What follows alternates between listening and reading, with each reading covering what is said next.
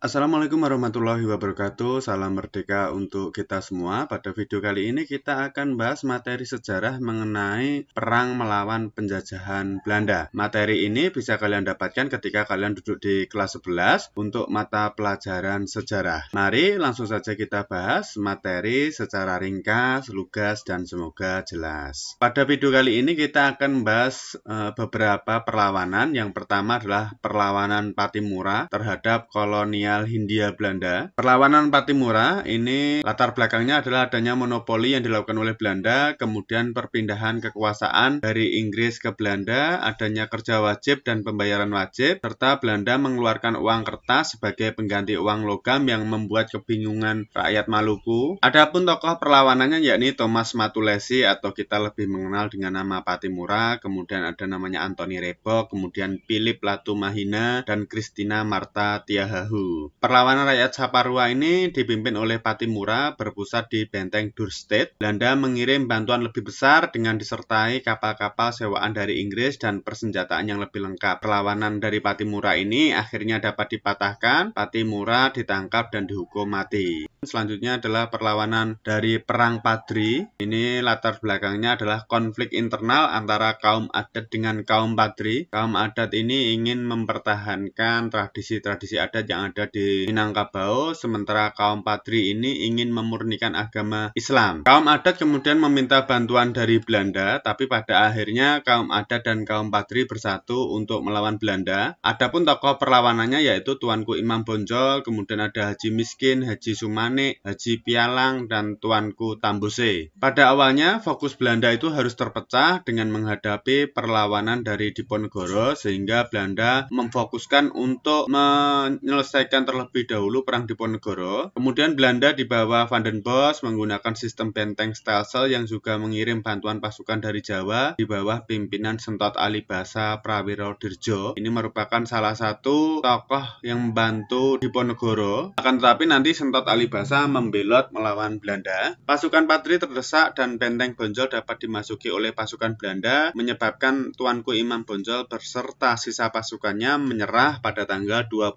Oktober 1937. Kemudian rakyat Minangkabau harus menandatangani yang namanya Plakat Panjang tahun 1833, yang mana pertama adalah penduduk dibebaskan dari pembayaran pajak atau kerja rodi. Kemudian Belanda akan menjadi penengah jika timbul perselisihan antar penduduk. Perdagangan dilakukan hanya dengan Belanda, penduduk boleh mengatur pemerintahan sendiri. Ini merupakan Plakat Panjang. Imam Bonjol tertangkap dan dibuang ke Cianjur. Pada tahun 1854, Imam Bonjol wafat di Manado. Selanjutnya adalah Perang Diponegoro atau Perang Jawa, berlangsung dari tahun 1825 sampai 1830. Latar belakangnya adalah wilayah Kesultanan Mataram semakin sempit, kemudian Belanda ikut campur tangan dalam urusan intern Kesultanan Mataram. Timbulnya kekecewaan di kalangan para ulama karena masuknya budaya barat yang tidak sesuai dengan ajaran agama Islam. Sebagian bangsawan kecewa terhadap Belanda karena telah menghapus sistem penyewaan tanah oleh para bangsawan kepada petani. Kemudian kehidupan rakyat yang semakin menderita akibat banyak pajak, dan sebab khususnya adalah pemasangan patok-patok yang melewati makam leluhur Diponegoro. Patok-patok ini merupakan patok-patok jalan yang dibuat oleh Belanda, akan tetapi melewati makam leluhur dari Diponegoro. Adapun tokoh perlawanannya yaitu Pangeran Diponegoro, kemudian Kyai Mojo, ada Sentot Alibasa, kemudian Pangeran Mangkubumi, Nyi Ageng Serang. Pusat perlawanannya berada di Gua Selarong, kemudian taktik yang digunakan oleh Diponegoro adalah perang gerilya dan perang sapil. Jenderal de Kock kemudian menggunakan taktik benteng stelsel. Akhirnya Belanda berhasil menangkap Pangeran Diponegoro dengan tipu muslihat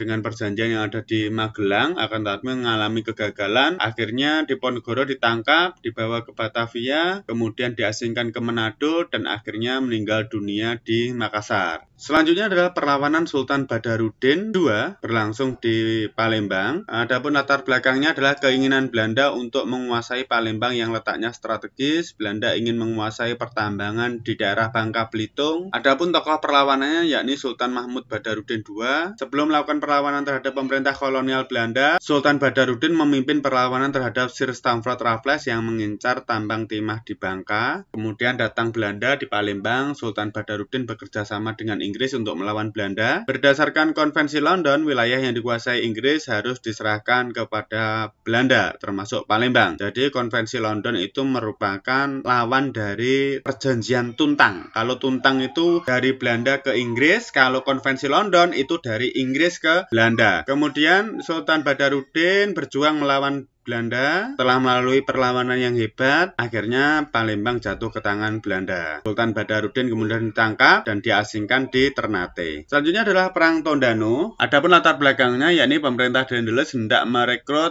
pasukan dari Manado. Rencana perekrutan ini ditolak oleh orang-orang Minahasa. Para perwakilan hukum atau ukung menolak karena khawatir bahwa para pemuda yang menjadi tulang punggung Walak pada masa depan ini tidak akan pernah kembali ke tanah Minahasa.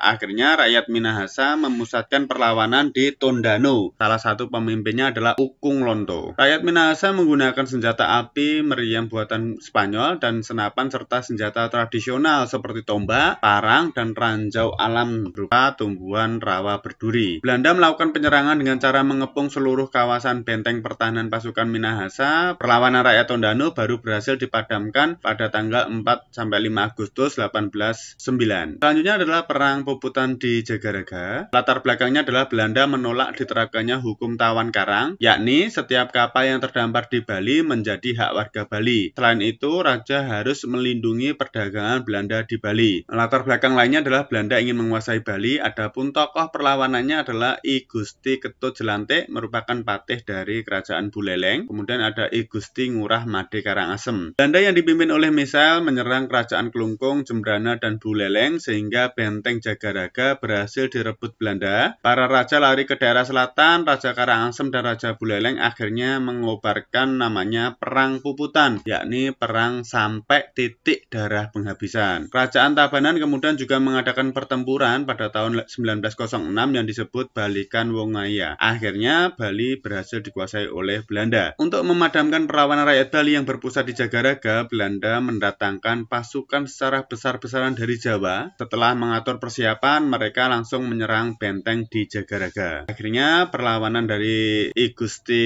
Ketut Jelantik berhasil dikalahkan oleh Belanda. Selanjutnya adalah Perang Banjar. Adapun latar belakangnya, monopoli perdagangan yang dilakukan oleh Belanda, beban pajak dan kewajiban rodi yang memberatkan rakyat, intervensi Belanda terhadap internal kerajaan Banjar, keinginan Belanda menguasai Kalimantan yang kaya akan bahan tambang. Ini merupakan latar belakang terjadinya Perang Banjar. Adapun tokoh perlawanannya yakni Pangeran Antasari, Pangeran Hidayatullah, Kyai Demang Leman. Awalnya terjadi konflik internal pada saat suksesi di kekuasaan di Kerajaan Banjar. Pangeran Hidayat yang harusnya menjadi raja diganti oleh Pangeran Tanjidillah yang didukung oleh Belanda. Ini merupakan salah satu politik divide et impera yang diterapkan oleh Belanda. Pangeran Antasari kemudian melakukan perlawanan terhadap Belanda. Pangeran Antasari diberi gelar penambahan Amiruddin Khalifatul Mukminin. Pangeran Antasari dengan pasukannya kemudian menyerang pos-pos Belanda di Martapura dan Pangaron. Selanjutnya Belanda menggunakan siasat memberikan kedudukan dan jaminan hidup kepada setiap orang yang bersedia menghentikan perlawanan dengan menyerahkan diri kepada Belanda. Pangeran Hidayat dapat ditangkap pada tahun 1860. Belanda menghapuskan kerajaan Banjar. Pangeran Antasari meninggal dunia pada tanggal 11 Oktober 1862. Selanjutnya adalah Perang Aceh. Ini merupakan salah satu perang yang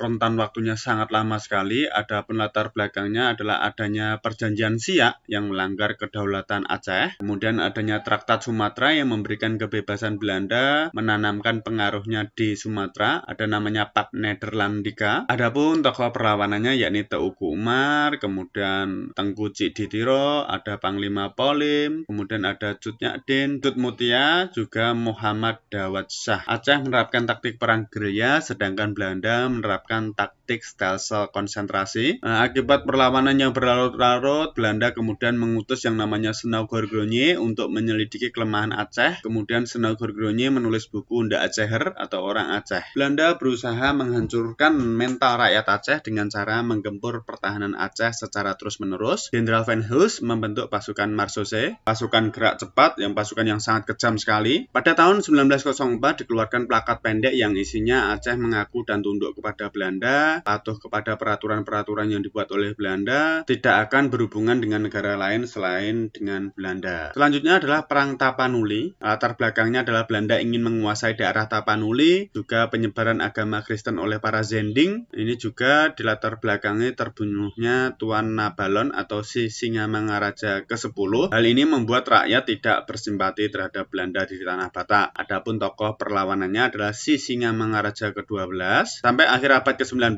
si Singamangaraja giat melakukan perlawanan terhadap Belanda. Memasuki tahun 1900-an, kekuatan pasukan Singamangaraja 12 mulai melemah. Para pengikutnya banyak yang menyerah kepada Belanda. Pada 1904, Belanda melancarkan gerakan pembersihan di daerah Aceh dan Batak dengan pasukan Marsose yang dipimpin oleh Letnan Kolonel Van Dalen yang dikenal dengan nama pasukan Gayo Alas and Batak Stoughton. Pada Juni 1907, si Singamangaraja 12 meninggal dunia. Selain perlawanan bersenjata tadi juga terdapat gerakan sosial. Adapun ciri gerakan sosial melawan Belanda masih arkais, yaitu organisasi, programnya, dan strateginya masih terlalu sederhana. Gerakannya mudah ditindas oleh kekuatan militer kolonial, umurnya sangat pendek, merupakan pergolakan atau perlawanan lokal atau regional yang tidak ada koordinasi dengan perlawanan daerah lainnya, memiliki orientasi tujuan yang masih kabur, yaitu tidak mempunyai gambaran dalam mencapai tujuan yang jelas. Contoh gerakan sosial di sini ada gerakan Siomas yang dipimpin oleh Muhammad Idris, latar belakangnya keadaan sosial ekonomi yang memberatkan petani. Kemudian ada perlawanan petani Banten tahun 1888, kemudian ada gerakan Condet yang dipimpin oleh Entong Gendut, kemudian ada gerakan Tangerang yang dipimpin oleh Kain. Gerakan ini dilakukan dengan cara merampok dan membakar rumah tuan-tuan tanah atau orang-orang kaya. Kemudian ada gerakan Samin yang dipimpin oleh Samin Surosentiko. Gerakan ini berupa membangkang atau tidak menuruti aturan-aturan dari pemerintah kolonial yang dianggap merugikan dan menyengsarakan rakyat. Kemudian ada gerakan Ratu Adil di Desa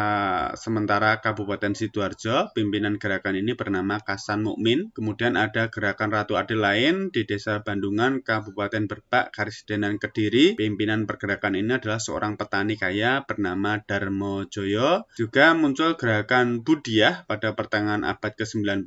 Gerakan ini dipimpin oleh Haji Muhammad Rifangi dari Kali Salak. Tujuan gerakan Budiah adalah mengadakan pemurnian Islam dengan cara kembali kepada ajaran yang murni. Gerakan-gerakan sosial ini mudah sekali untuk dipadamkan oleh Belanda. Demikianlah materi mengenai perlawanan bangsa Indonesia terhadap pemerintah kolonial Hindia Belanda. Semoga bermanfaat. Mohon maaf apabila ada kesalahan. Wassalamualaikum warahmatullahi wabarakatuh.